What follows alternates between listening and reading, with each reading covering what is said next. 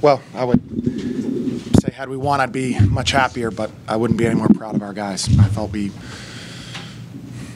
really fought and competed and played extremely hard, and you know, through some adversity and some things that didn't go our way, and even the halftime deficit. So I just couldn't be more proud to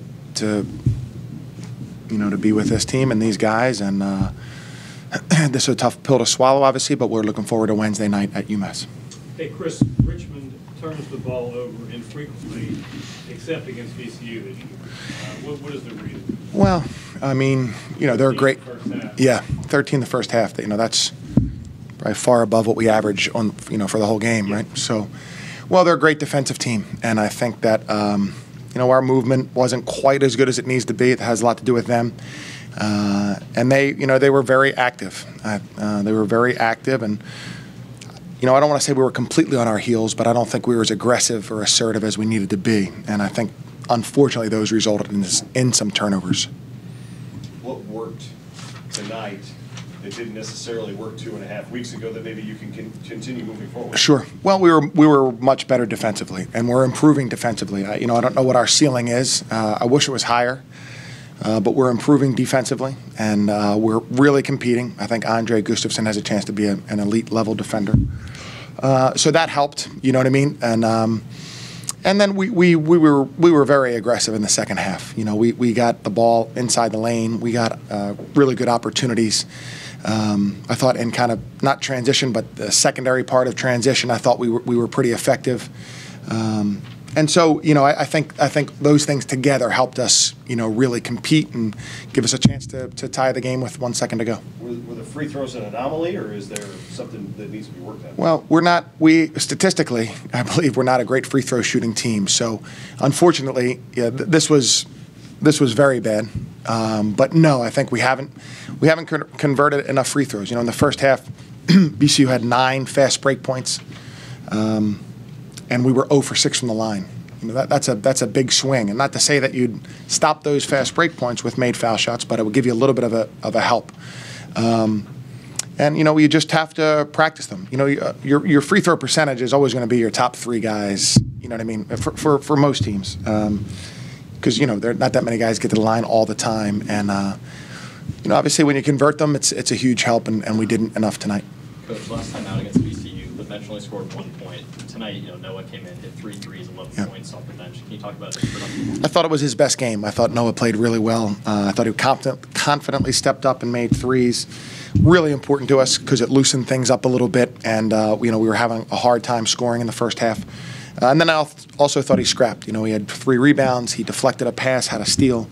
Thought he had his best game, and you know, we really needed it for sure. How did you feel about the shot look you guys got in that last possession? It was a good shot. You know, Jake has our first or second most threes on the season. He made a really nice fake. We decided to have Andre have the ball come down so that if he, you know, when he kicked, maybe Gilly would be one of the guys shooting the ball.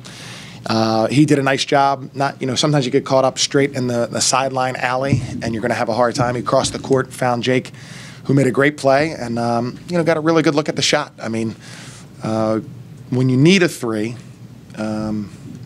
You know, that's a little bit harder. Plus, you don't know if they're going to foul or not. But he got a really good look at the shot, and we'll take that from him for sure.